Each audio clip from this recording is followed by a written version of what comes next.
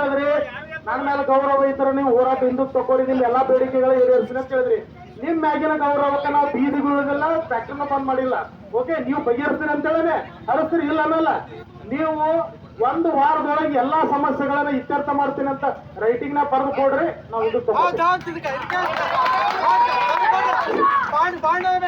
ನಾವು 15 ದಿನದಲ್ಲಿ ಎಲ್ಲ ರಿಪೋರ್ಟ್ ತಗೋತೀವಿ. 15 ದಿವಸ ಸರ್, ನಾ ಹೇಳ್ತೀವಿ 15 ದಿವಸ ನಾವು ನೀನೇ 15 ದಿವಸ ಅಂತ ಎಲ್ಲಿ ಒಪ್ಕೊಂಡಿಲ್ಲ ಅವ.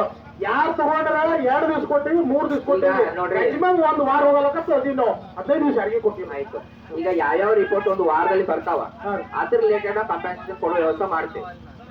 1 ಸೆಕೆಂಡ್ ಸರ, ಯಾವ್ಯಾವ ರಿಪೋರ್ಟ್ ಯಾವ್ಯಾವ ಡಿಪಾರ್ಟ್ಮೆಂಟ್ ಇಂದ ಬರ್ತಾವ ಒಂದು ವಾರದಲ್ಲಿ ಅದಕ್ಕೆ ಕಾಂಪನ್ಸೇಷನ್ ಕೊಡ್ತೀವಿ. ಎರಡನೇದು ಯಾವ್ಯಾವ್ದು ಕೊಡಲ್ಲ ನಾವು 15 ದಿನ ಟೈಮ್ ತಗೋತೀವಿ. ಯಾರ್ಯಾರು ನಮ್ಮ ರೈತರು ಮುಖಂಡ್ರು ಅದಾರಲ್ಲ ಇಲ್ಲಿ ಅಷ್ಟು ರೈತ ಮುಖಂಡ್ರ ಇನ್ವಾಲ್ವ್ ಮಾಡ್ಕೊತೀವಿ.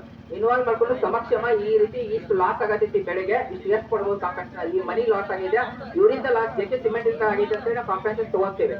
ತಗೊಂಡು ನಿಮ್ ಮುಂದೆ ಎಲ್ಲರಿಗೂ ಡಿಸ್ಕಸ್ ಮಾಡ್ತೀವಿ. ಸಮಂಜಸ ಇರ್ಲಿಕ್ಕೆ ಹೋರಾಟ ಮಾತ್ರ ಇದ್ದೇ ಇರ್ತೈತೆ. ನಾವು ಹೇಳಕತ್ತೀವಿ